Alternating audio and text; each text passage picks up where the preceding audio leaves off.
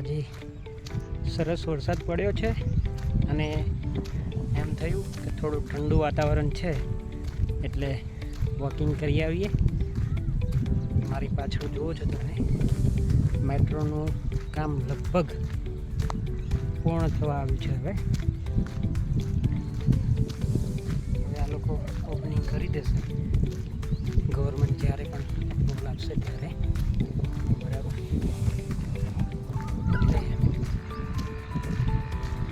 બસ જો પાછળનું તમને દેખાતું હશે કેટલું સરસ વાતાવરણ છે.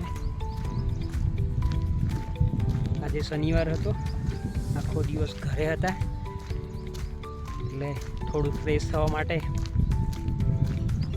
આંટો મારવા નીકળ્યા છીએ. ખરેખર જ્યારે તમને મતલબ તમારા રૂટિન જીવનમાંથી કંટાળો આવે ને ત્યારે થોડું વોકિંગ કરી આવવું બહાર ક્યાંય. જો નજીકમાં સિટીમાં તો પોસિબલ નથી કે ખેતરોવાળું વાતાવરણ મળી જાય, પણ જો નજીકમાં હોય તો જવું જરૂરી છે. શુદ્ધ હવા મળે, આજુબાજુના પક્ષી મતલબ ઝાડ ઉપર બેઠેલા પક્ષીને બધાનો અવાજ તમને સાંભળવા મળે. નેચરલ વાતાવરણ ખૂબ જ મજા આવે. તમે તમારો બધો જ સ્ટ્રેસ, કામનો લોડ ગમે એટલો હોય પણ આ બધું જુઓ એટલે તમને ઘણું બધું હળવાશ મળે. એટલા જ માટે તો આ વખતે ખબર પડી ગઈ બધાને કે નેચરલ જે છે વસ્તુ, સમજો કે ઝાડ છે, પાણી છે, એને સાચવવું, એને સેવ કરવું એ જરૂરી છે. 43 થી 45 ડિગ્રી સુધી તાપમાન થઈ ગયું.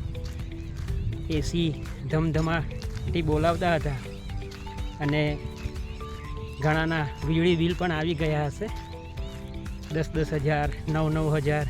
એટલે ખબર પડી કે હવે જો ઝાડની વાવણી નહીં કરીએ, વૃક્ષો નહીં વાવીએ તો નેક્સ્ટ યરમાં શું તકલીફ પડશે એ હવે ખબર પડી ગઈ છે બધાને.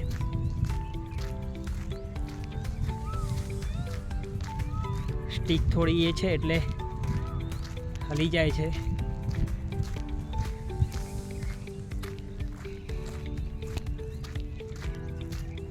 બસ જુઓ મિત્રો, મજા આવે છે એમ. ખુલ્લું વાતાવરણ, ઠંડી હવા આવે. મારી ચેનલની શરૂઆત છે એટલે તમને બધાને વિનંતી છે કે તમે બધા સપોર્ટ કરજો, ફોલો કરજો, સબસ્ક્રાઈબ કરજો અને લાઈક કરજો. જિંદગીમાં સ્ટ્રગલ તો ઘણી બધી આવતી હોય છે પણ લડતા રહેવું પડે છે. ક્યારેક ને ક્યારેક તો બહાર નીકળી જ જવાય છે. એટલે હારી નહીં જવું જીવનમાં. બસ મારો આ જ મેસેજ છે તમારા બધા માટે કે હાર નહીં માનવી, લડતા રહેવું. એકમાં સફળતા ન મળે તો બીજામાં પ્રયત્ન કરો. ભગવાન ક્યારેક તો સફળતા અપાવે જ છે. હું તમને થોડું પાછળથી મતલબ કે બેક કેમેરાથી શૂટ કરીને બતાવું છું એટમોસ્ફિયર કેવું છે.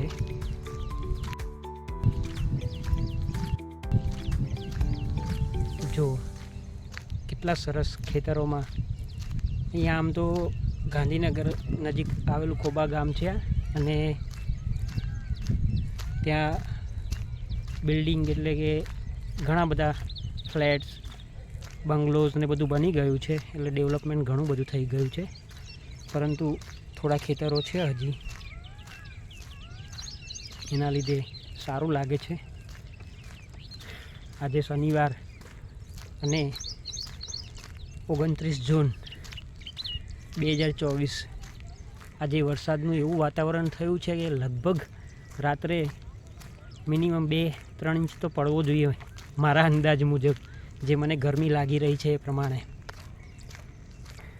આવશે જ. હવે સિઝનની શરૂઆત થઈ ગઈ છે એટલે ચોક્કસ આવશે. બસ મિત્રો જુઓ, આ બાજુ થોડું એવું લાગે છે ગાંધીનગર બાજુ.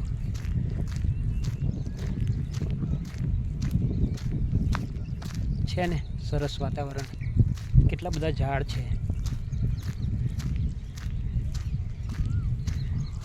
ઝાડ હોય ને તો એસીની પણ જરૂર ના પડે, કારણ કે ગરમી ઘટી જાય એટલે એસી કરવું જ ન પડે ને. 45 ડિગ્રી સુધી પહોંચે જ નહીં ને.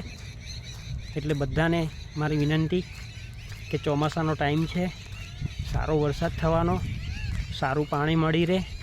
4 મહિના સુધી જે પણ પ્લાન્ટ તમે વાવશો, જે પણ વૃક્ષો વાવશો એને પાણી મળી રહેશે. એટલે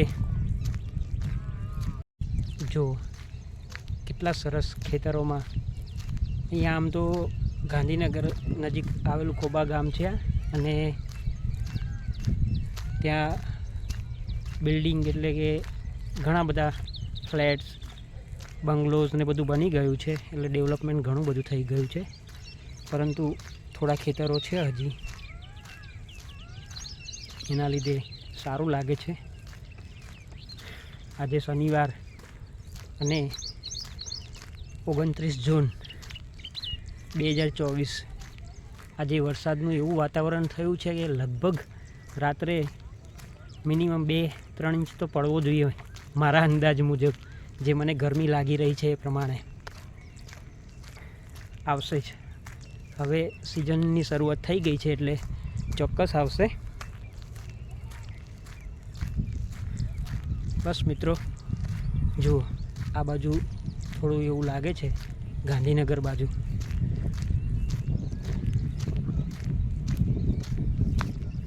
છે ને સરસ વાતાવરણ, કેટલા બધા ઝાડ છે. ઝાડ હોય ને તો એસીની પણ જરૂર ના પડે, કારણ કે ગરમી ઘટી જાય એટલે એસી કરવું જ ન પડે ને. 45 ડિગ્રી સુધી પહોંચે જ નહીં ને. એટલે બધાને મારી વિનંતી કે ચોમાસાનો ટાઈમ છે, સારો વરસાદ થવાનો, સારું પાણી મળી રહે. 4 મહિના સુધી જે પણ પ્લાન્ટ તમે વાવશો, જે પણ વૃક્ષો વાવશો એને પાણી મળી રહેશે. એટલે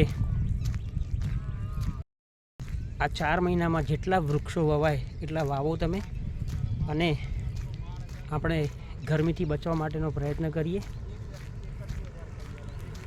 બરાબર, બસ વૃક્ષો વાવો અને પૃથ્વીને બચાવો, આપણે પણ સેફ રહીએ.